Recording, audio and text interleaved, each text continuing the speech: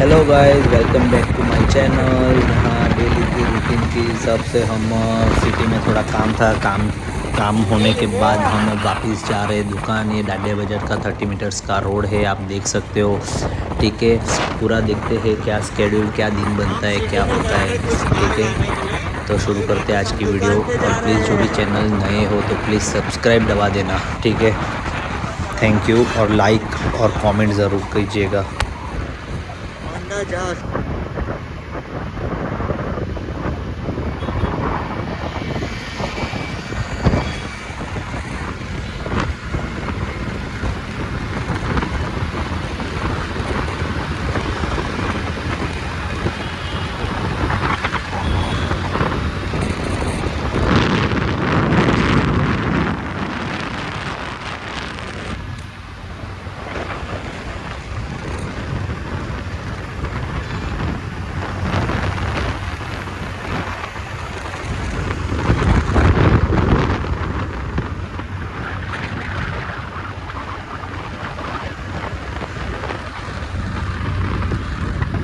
डांडिया बाजार 30 metres road के सीधे सीधे ही आओगे, डायरेक्ट मेरी दुकान पे ही पहुंचोगे। यही रोड छोड़ना नहीं है, ठीक है। और जो भी लोग नए देख रहे हो, प्लीज़ वीडियो अच्छा लगे तो प्लीज़ सब्सक्राइब ज़रूर कीजिएगा। आप वीडियो देखते हो और सब्सक्राइब नहीं करते, 50% 60% ऑडियंस सब्सक्राइब नहीं करते। प्लीज़ सब्सक्राइब ज़रूर कीजिएगा और वीडियो अच्छा लगे तो लाइक और शेयर ज़रूर कीजिएगा, ठीक है। थोड़ा हमको भी सपोर्ट मिलेगा कि हाँ, आप लोग सब्सक्राइब भी किया हुआ है। व्यूज़ ज़्यादा है पर आप सब्सक्राइब नहीं किया है, वही थोड़ी दिक्कत है। ये ट्रैफिक सिग्नल है पर हमारे भाई साहब कभी रुकते नहीं है। कोई सिग्नल हम लोग देखते नहीं है। क्या बोलते हो भाई? हाँ सही है, अपने बाप की गाड़ी है। वत्सल स्पेशलिस्ट हॉस्पिटल।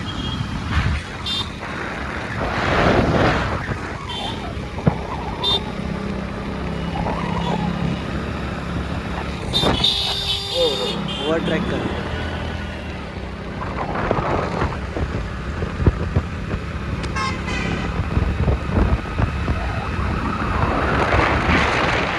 आई मैजिक एप्पल शोरूम। नया आईफोन चाहिए तो इधर से ले सकते हो और हमारे पास से भी ले सकते हो विथ वेरी डिस्काउंटेड प्राइस। वहाँ पे आपको 10-15 हज़ार महंगा ही मिलेगा।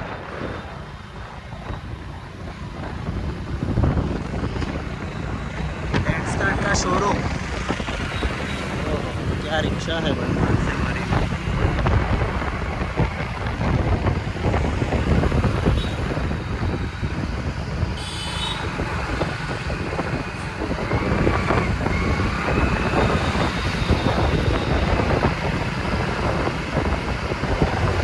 Bairstow cafe. Old is gold.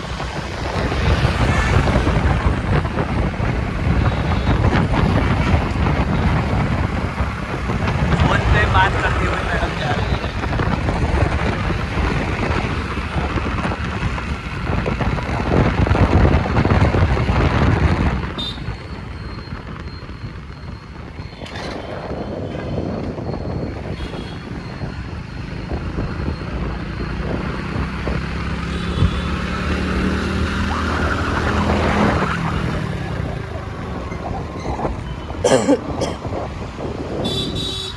Loud Thai restaurant and cafe.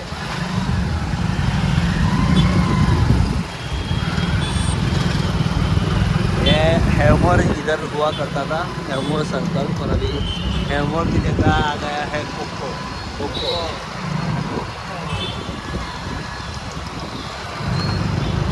और ये बड़ौदा की हाई कोर्ट आ चुकी है, ये वाले रोड पे आप देख सकते हैं।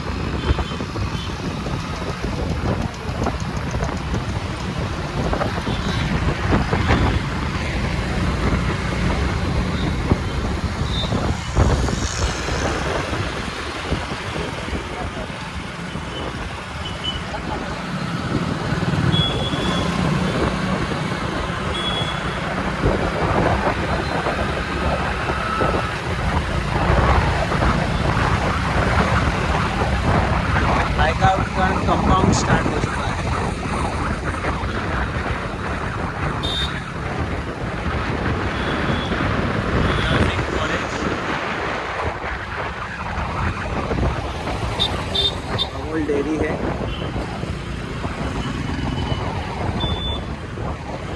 वहाँ मेन एंट्रेंस हाईकोर्ट का।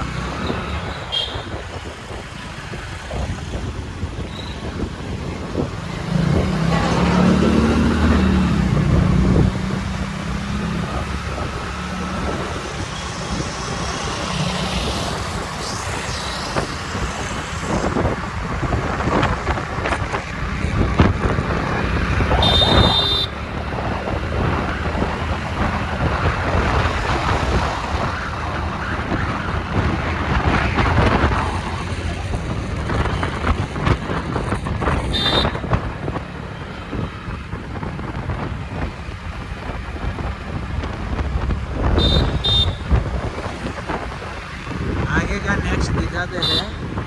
ठीक है, ये वही रोड है जो हमारे शॉप तक जाता है, वही रोड है। ठीक है,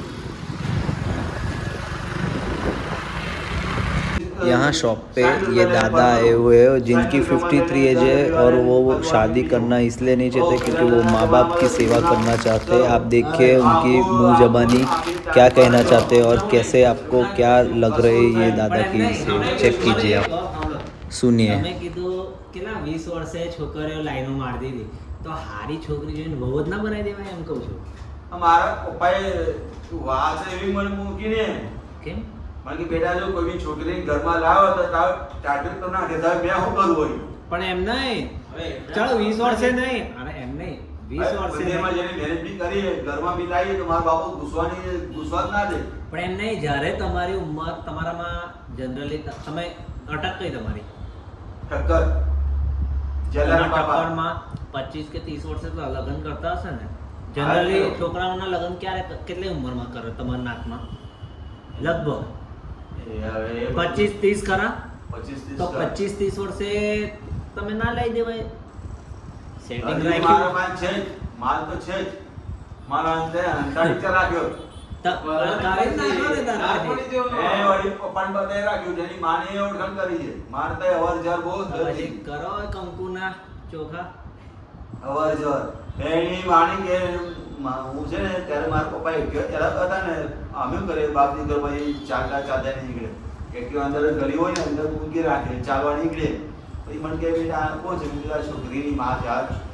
આ ની આજે મારો માં છે. મને કે એવું છે તો સારું છે. મેં બધી ડિટેલ પૂછી લીધી અને ભાઈને બી ફોડી નાખ્યો. મેં કીધું તારો ભાઈનું કોઈ છોકરા સાથે અફેર છે સ્કૂલમાં છે ને? મેં કીધું આ બે જણે 10-10 રૂપિયાની કેડબરી ખવડાવી દો.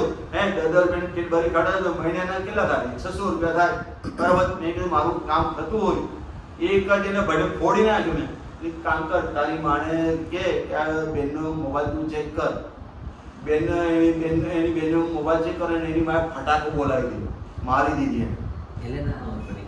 એટલે જો, જે છોકરી હતી તમે જે છોકરીને એ તમારો સેટિંગ છે એ કેટલા વર્ષની છે? હવે મેં ઉંમર પૂછી નહીં.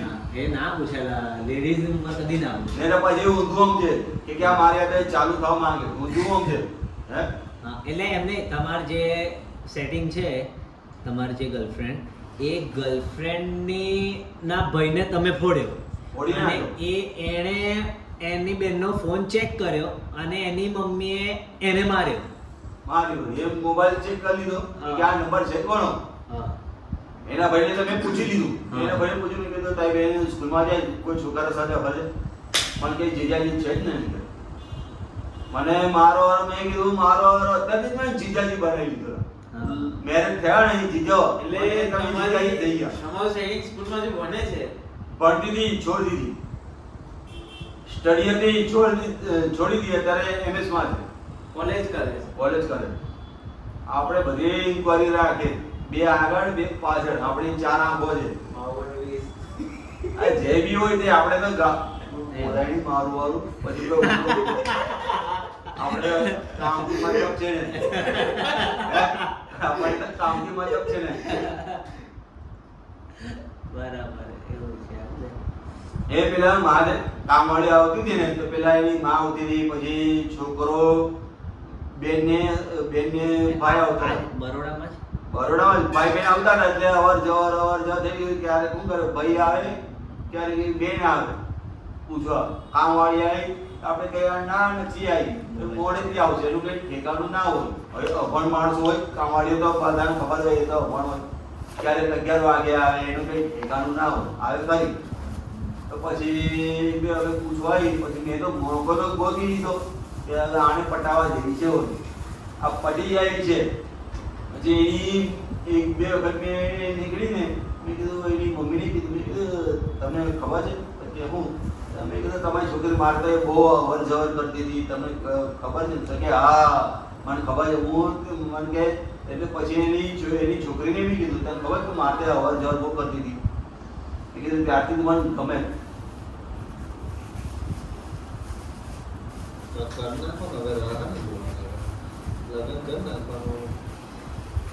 જો આપણે છે ને આપણે મા બાપથી છુપાવતા નહીં. મેં કરો છુપાવો ખરી વસ્તુ પણ હવે કરી નાખવાનું લગ્ન હવે કરી નાખવાનું. હવે તો ના કેમ તમારો પપ્પા કે હવે ઉંમર થઈ એવું તેવું ના કશું ને દાઢી મૂંડી ના એટલે ઈ રહ્યો આપણે ખાલી મૂંડવાનું જોઈ ખાલી તારે પછી મૂંડવાનું જોઈ સૌને ટાઈમ મળતો નહીં મૂંડવાનું. કરી નાખવાનું. જો વચ્ચે મેં એવું થયું વચ્ચે મેં બીમાર પડી ગયો પછી બીમાર પડી ગયો શરદી કફ થઈ ગયા શરદી કફ થઈ પપ્પાની શરદી કફ એમાં હું તો ટેન્શનમાં આવી ગયો. મેં કીધું હવે સારું કરવાનું એક તો સારું મને સૂતું કંઈ છે નહીં હું મા બાપની સેવા કરું કે મેં શું કરું બહાર શાકભાજી લેવા જાઉં દહીં દૂધ લેવા જાઉં મારે બધું ટેન્શન મારે માં જ આવી ગયું. કેમ કે 2 ભાઈઓ તો હાથ ઊંચા કરી દીધા એક પેલો અહીંયા અક્ષરવાળો અને એક અહીંયા સોપાન મારે છે તે 2 ભાઈઓ તો હાથ ઊંચા કરી એટલે ગયા. ભાઈઓના લગ્ન થઈ ગયા એટલે થાય જ ને લો. અમે જ એકલા બાકી રહી ગયા. ઓ આમાં ઊંધું છે કે પેલા હું થાય કોણ ભણવાના? પેલા આમાં હું થાય ખબર છે પેલા મોટાની મહેનત થાય પછી નાના ના થાય આ સારું ઊંધું થઈ ગયું પેલા નાના નો કુપાઈને મોટો વાંડો રહી જાય. તો એમ નહીં હમણાં તમે અને ફેમિલી કોણ કોણ રહે છે? હે હમણાં કોણ કોણ રહે છે? હું મમ્મી પપ્પા બસ અમે 3 ત્રણ જણ. કયા હતા? એ પેલો જલેબી વાળો ને હા. એ અંદર ગળીમાં પોતાનું બસ. 7,500 ભાડું છે. તમે અત્યારે કોઈ બોલ્યું તમે એવું કરતા એટલે વચમાં આવેલા ત્યારે ના એ જ કરે છે પણ એ પોતે ભાડે જ રહે છે. મારો ભાઈ બી ભાડે રહે.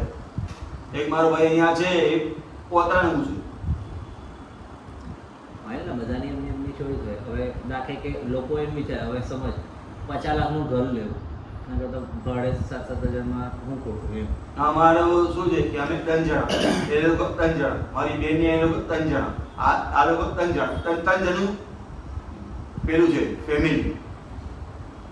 હવે કે મારી ત્રણના ચાર તો થશે. બેનનું પોતાનો ફ્લેટ છે એટલે વાંધો નથી. હવે બધા 3 ના 4 થશે તમે થઈ જાઓ. હે લાવી દો હવે મેં મમ્મી પપ્પાને મેં કીધું કામ કરીએ હા મને કે હું મેં કીધું કોમ્પ્લેક્સ વાળા કે કોમ્પ્લેક્સ વાળા કહે છે ક્યારે તમે પૈસો ને ક્યારે તમે છોકરું કાઢશો કે મેં કીધું મને તો સારી શરમ આવે બોલતા તો કે બેટા એવું મનમાં રાખવાનું નહીં જેવું તે ચોખ્ખું કહી દે.